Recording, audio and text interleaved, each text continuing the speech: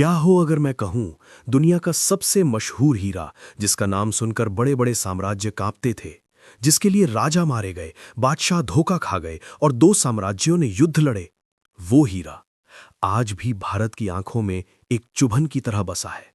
हाँ, यही है कोहिनूर, एक ऐसा हीरा जिसका इतिहास सिर्फ चमक से नहीं, खून, धोखे और गुलामी की स्याही से लिखा गया है। आज हम चलेंगे 5,000 साल पीछे, इस धूल भरे पत्थर की उस कहानी में जिसने सभ्यताओं का भाग्य बदल दिया। कहानी शुरू होती है भारत की गोलकुंडा की खान से। समय कोई नहीं जानता। कुछ कहानियां कहती हैं 3,000 साल पहले, कुछ कहते हैं 5,000 साल। ये वो समय था जब भारत को सोने की चिड़िया कहा जाता था।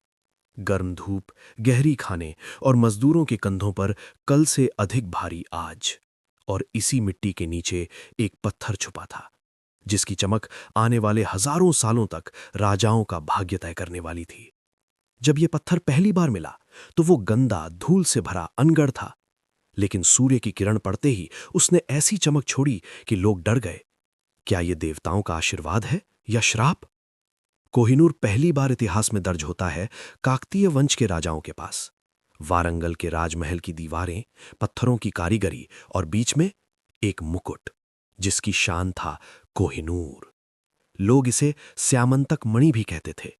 लोग मानते थे ये हीरा जिस राजा के पास हो, उसका राज्य कभी खत्म नहीं होता। लेकिन इतिहास किसी की नहीं सुनता।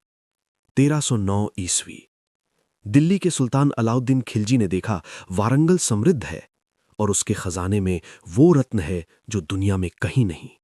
वो आया और वो लूटा और साथ ले गया कोहिनूर। यही वो पल था जब कोहिनूर पर खून का पहला धब्बा चढ़ा। दिल्ली की दरगाहों और महलों में अब यह हीरा राजनीति का नहीं, अहम का प्रतीक बन चुका था। 1526, पानीपत की लड़ाई। जब बाबर ने भारत में मुगल साम्राज्य की नींव रखी, उसे मिला ये चमकता हुआ रत्न। अपनी डायरी बाबरनामा में वो लिखता है, मैंने ऐसा रत्न कभी नहीं देखा। बाबर इसे विश्व में अद्वितीय बताता है। उसके बाद कोहिनूर साम्राज्य बदलता गया और हर सम्राट के साथ इसकी कहानी और खतरनाक होती गई। शाहजहां के समय यह हीरा अपनी सबसे शानदार जगह पर पहुंचा। मोर सिंहासन, स्वर्ण, नीलम, पन्ना, रूबी और बीच में कोहिनूर। यह सिर्फ सिंहासन नहीं था, यह एक साम्राज्य की चमकती हुई शान था। शाहजहां इसे इतना प्यार करता था कि वो इसे अक्सर हाथों में लेकर देखता और खो जाता। लेकिन भाग्य के खेल अजीब होते हैं। बेटे और बाप के बीच युद्ध छिड़ गया और साथ में कोहिनूर की कहानी ने फिर मोड़ लिया। 1739, ईरान का खूंखार शासक नादिर शाह दिल्ली पर हमला करता है। लाशें, आग, चीखें और लाखों लोगों की मौत के बीच उसकी नजर सिर्फ एक चीज पर है, कोहिनूर। जब वो इसे पाता है, वो चीखता है, कोह ए नूर, यानी प्रकाश का पर्वत। यहीं से इस हीरे का नाम पूरे विश्व में फैल गया, कोहिनूर। नादिर शाह की मौत के बाद कोहिनूर अफगानिस्तान पहुंचता है। अहमद शाह दुर्रानी, फिर तैमूर शाह, फिर शाह जमान, फिर शुजा शाह। हर शासक के लिए यह हीरा राज्य का नहीं, जिंदा रहने का प्रतीक बन चुका था। यह हीरा जिस हाथ में जाता, उसकी मौत पक्की मानी जाती।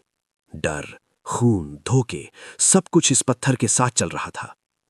1799, लाहौर का किला। एक ऐसी आवाज जो पूरी दुनिया में गूंजने वाली थी। सत श्री अकाल। महाराजा रंजीत सिंह, जिसे सिंहासन पर कोहिनूर नसीब से नहीं, ताकत से मिला। राजमहल में रोशनी, दरबारियों का शाही अंदाज और बीच में चमकता हुआ कोहिनूर, महाराजा रंजीत सिंह की शान। उन्होंने वसीयत की थी, मेरी मौत के बाद कोहिनूर जगन्नाथ मंदिर को दे दिया जाए। लेकिन कहानी को कुछ और ही मंजूर था। 1849, अंग्रेजों ने पंजाब पर कब्जा कर लिया। राजा कौन? एक बच्चा, 10 साल का महाराजा दलीप सिंह। अंग्रेजों ने उससे जबरदस्ती ट्रीटी ऑफ लाहौर साइन करवाया। उसमें लिखा था, कोहिनूर को ब्रिटिश महारानी को सौंप दिया जाए। एक 10 साल के बच्चे से भारत का सबसे कीमती रत्न छीन लिया गया। शायद इतिहास की सबसे दर्दनाक लूट। 1850, हिमालय से निकले एक हीरे की थकी हुई यात्रा अब एक नए द्वार पहुंची, लंदन। कोहिनूर को काले कपड़े में लपेटकर एक जहाज के जरिए ब्रिटेन भेजा गया।